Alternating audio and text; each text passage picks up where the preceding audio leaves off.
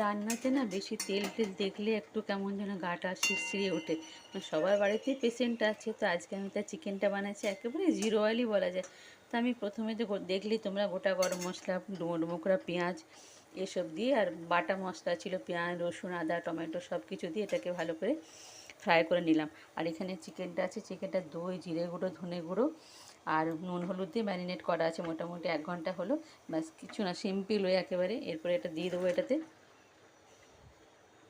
এটা পুরোপুরি patient friendly food তো হচ্ছে, তার সাথে সবাই খেতে পারো আর ভীষণ ভালো খেতে হয়।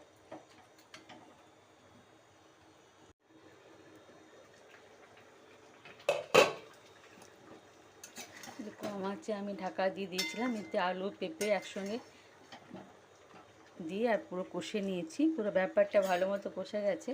এখন তো বাড়িতে মোটামুটি প্রত্যেকটা বাড়িতেই দেখবে কেউ না কেউ পেশেন্ট আছে, তো পেশেন্ট না থাকলে আমাদের যতটা সম্ভব তেলটাকে অ্যাভয়েড করা উচিত। সবসময় হয় না, বাট একটু তো ট্রাই করতেই পারি। এরকমভাবে তোমরা বানিয়ে দেখো। আর এই যে মশলার যে বাটিটা ছিল ওটাতে আমি গরম জল দিয়ে দিচ্ছি, এটা পুরোটাই গরম জল। গরম জলটা দিয়ে কম আঁচে ঢাকা দিয়ে দেবো। 15 মিনিট থাকলে রেডি হয়ে যাবে। শুধু একটু গোটা গরম, আমি কোনো লঙ্কা দিইনি, এটাতে খালি গোলমরিচের গুঁড়ো দিয়েছি। তো ততক্ষণ এটা হতে থাক।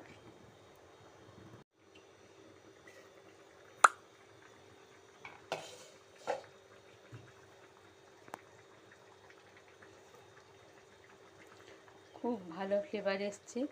যে কোনো জিনিসে দেখবে যদি আমরা তামঝামটা বেশি না করি না, তাহলে তার টেক্সচার বলো ফ্লেভার বলো ওগুলো খুব প্রমিনেন্ট হয়। তো ভীষণ ভালো একটা ফ্লেভার এসছে আর খুব হেলদি ওয়েতে বানানো হয়েছে। সো তোমরা ট্রাই করো।